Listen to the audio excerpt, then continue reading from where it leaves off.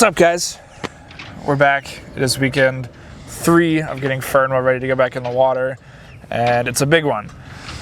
We are doing the bottom job today, the rest of it. Kelsey finished sanding last week, and today it is all about getting the whole bottom painted. We're not leaving until we have 2 coats of paint on. Might be a long day, but got to do it today because we're launching in 5 days. Hopefully, yep. And it's supposed to rain every day between now and then. So if we don't get both coats done, we're gonna have to push our launch. It is day 5, weekend 3, trying to get Fernweh back in the water on time. And we have a big issue.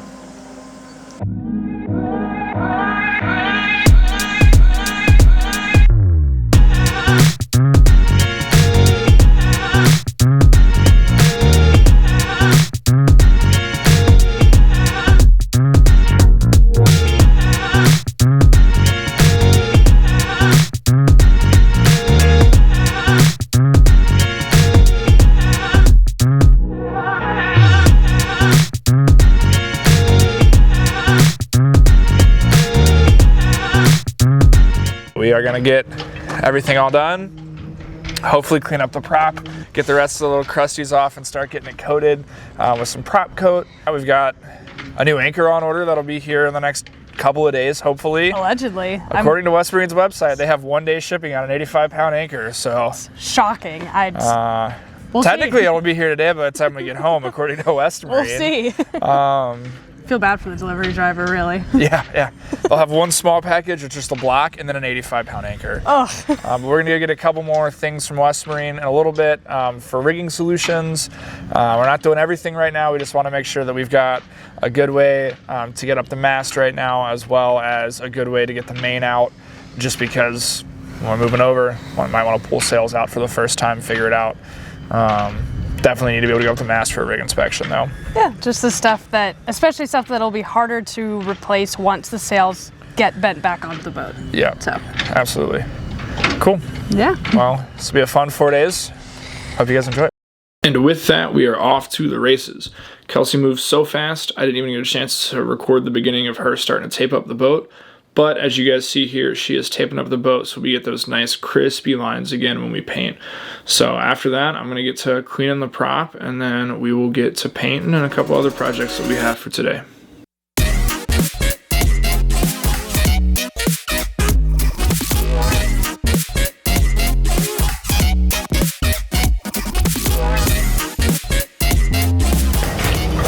I just had a little scare on this through hole here. We noticed what looked like a little bit of discoloration, and so I went and grabbed the wire brushes to give it a little bit of scrub, because sometimes this sort of discoloration that looks almost pinkish can be an indication of dezinkification of the bronze, and because they are 25-year-old bronze through holes, we got a little worried. After cleaning it up some, we think it's some general discoloration from age, but we're not worried about dezinkification right now, which is good because we really don't want to have to replace through holes a couple of days before we go in the water. Because if that one's dezinkifying, then that one's probably, and that one, and that one, and then all of the ones over there. And then it just becomes a rabbit hole that a couple days before going into the water we don't necessarily want to start on. Because our plan is next year to already replace quite a few of these. That's just not something we wanted to do right now. Yeah. Well, and the real worry is if there was pink, and that means there's dezinkification, that means that they're probably actually brass instead of bronze, which is not the right metal for this. We don't think that's what they are, but if there was bright pink, that would indicate that they're probably brass, and that could be a bigger problem. Yeah. But we don't think that's the case. And that was an issue of Jeanneau from this era. Yes. That they were using brass and not bronze. Instead of bronze.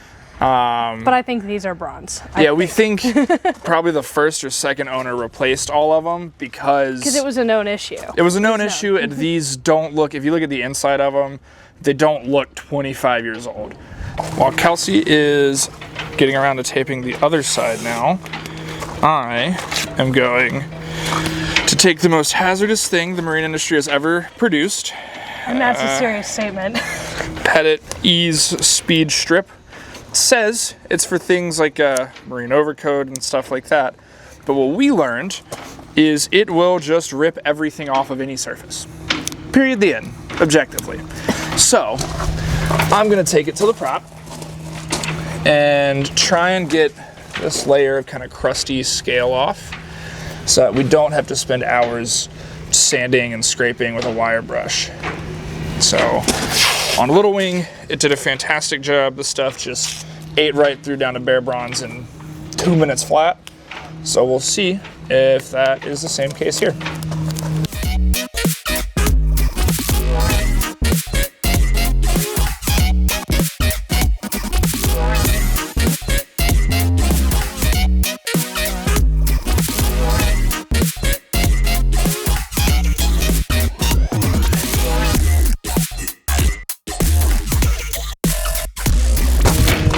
So I don't know if you guys can hear me in this. You'll see what it is in a minute. You might think I look a little weird, but I assure you it was necessary. These fumes are rough.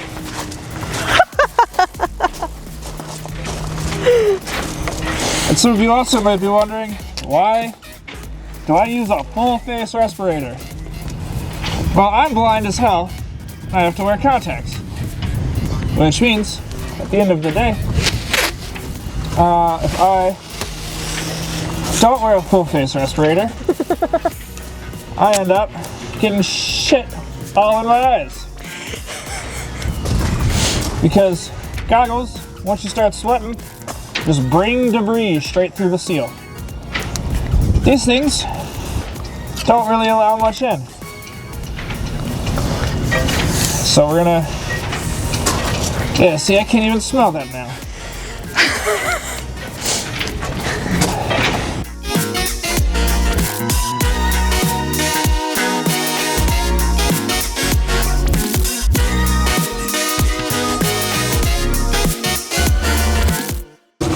For those of you wondering what we're going to put on it afterwards, we're putting Pettit's Prop Coat Barnacle Barrier. All right, let's see if this works.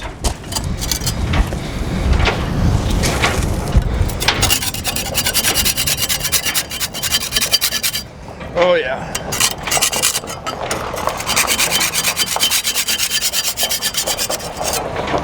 Let's get all the old butts off.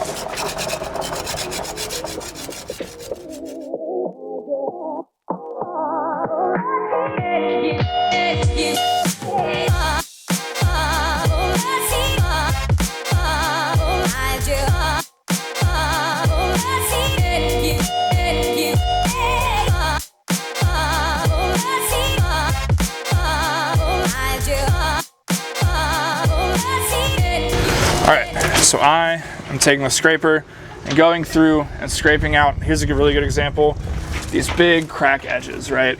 You want it to look more like this. It looks a little bit more flush than these big hard edges. These happen because the last time they did a bottom job, they didn't chase the cracks. They put a coat of paint on it, barnacles stick to it, pull the surface coat off, go after these big cracks. It's something, especially if you're like in our situation where you're not sanding and painting back to back, it's definitely something you want to do because as you expose these new coats, they'll start to dry out a little bit. And then if you were just to paint right over it, you're going to end up with barnacles the first time you go to scrub below the water line. Those barnacles are just going to start ripping off big chunks of your paint. They don't use too much force because you don't want to they're all going into the dinghy. Yeah, I noticed that, but it's too late. You don't want to use too much force. You just want to kind of trace it out. I'm literally just letting the weight of the blade go, and where I get to a good stopping point, I say, all right, that has been chased enough. You're right here, it's starting to get hard to knock off, so pretty safe to say that one is traced out. And you might still get some of these hard edges, but you see how this one started to peel up different coats of bottom paint? It's exactly what I was talking about, where somebody just threw a coat on, and there were hard edges and stuff. And so you want to make sure that you're getting it, fully adhered. Yeah, the main thing is just older bottom paint will chip, and when you're sanding, you try to chase out all these chips, but if they get enough exposure to the air or they sit for a while, more chips can form even after you've sanded. So this is just a final check to get any of those, because if you paint over a chip, then the new paint will go away, and when the chip falls off, it's not very effective. Unfortunately, we didn't realize our mics cut off, so we don't have any audio from most of the rest of the day. But enjoy this 2-minute montage of us painting, watching paint dry, literally, trying to replace deck hardware, replacing zincs, and starting to replace the name.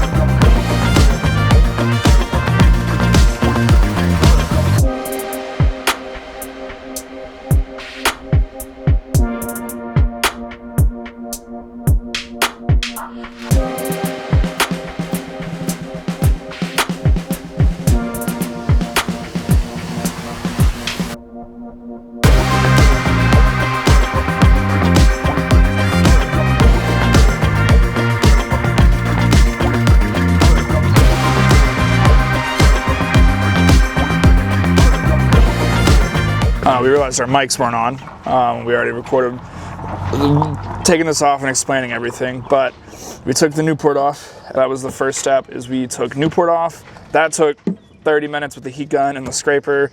We then put this rapid remover, vinyl adhesive remover, which is just a fancy name for Goo Gone. Put that on and took the scraper again. Got pretty much all the adhesive off. I think it's gonna need a little bit more on this side. I don't think I let it sit for long enough. And it's super simple.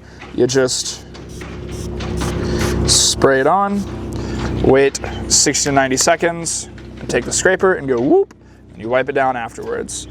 Acetone reigns supreme because it has gotten off all those black marks and honestly done a little bit for like the UV as well. Yeah, I can barely see the old outline. Like it's there, but barely. No more. 5 more minutes. Andy, you're a great guy. But that was an interesting name choice. I understand it was the kids. Interesting name choice. I thought it was cute. Hey, it's not Second Wind. That or First Option. Hey, First Option was a good name. It is picking up and getting chilly as we wrap up day one of our, I don't know why I held up 2 fingers, but day one of our third weekend. I met in the middle. Day one of our third weekend, getting Fernweh ready to go back in the water. This weekend's gonna be a little different. It's a 4-day weekend. So today is Thursday. Tomorrow we will also be back out here, even if it's just me or just Kelsey at certain points to keep working on projects. And then Saturday and Sunday will just be finishing touches, getting our boat monitoring system all set up. You guys are gonna do a whole separate video about that. And then just cleaning her up and getting her ready to go. Ready to go. Yeah. All right. Hey guys, it is day 2 of weekend 3 of getting Fernweh ready to go back into the water, which should be in just a couple of days. So we're doing the final stuff. I am putting the second coat of bottom paint on. You can't really tell because it looks the exact same as the first coat, but I promise it's there and I'm working on it. So while I work on that, Nick is gonna go up on deck and he's gonna test fit a couple of things that we got, but more importantly, he's gonna keep working on scraping the old names off and putting the new ones on, because that is something that can't be done in the water or would be really, really difficult to do in the water, so we definitely have to get that done. So this is where I left off yesterday. I got 5 more minutes off on the starboard side, and as you guys saw, we got the Newport off and cleaned up. So the next thing I've got to do is get 5 more minutes off on this side. Should be a little bit more straightforward than yesterday now that we already have a method.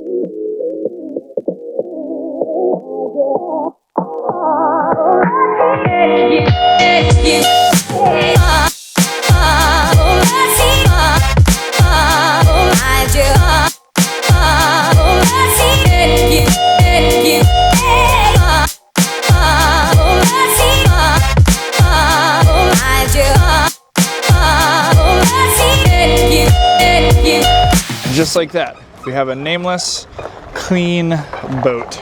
Clean and ready to get the new name and the new port of call thrown on.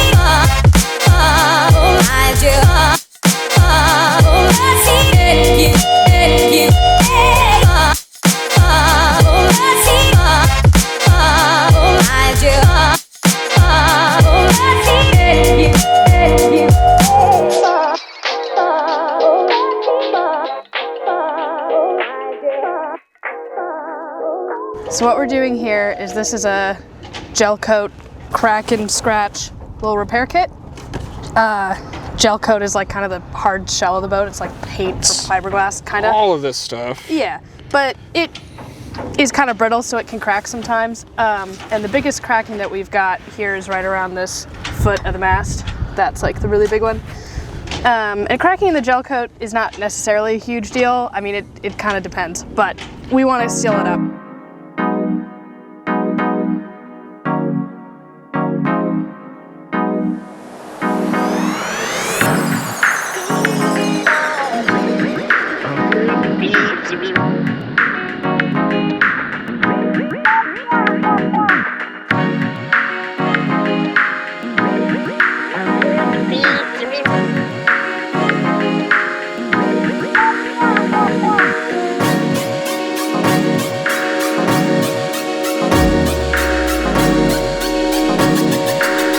Alright guys, as you're very aware, we're not going to have a Traveler done yet. New end caps for the car. Most likely not. We're going to go to Newport this weekend and see if they have it. But before we move the boat over, and we want to get the boat off of just being tied via that pad eye.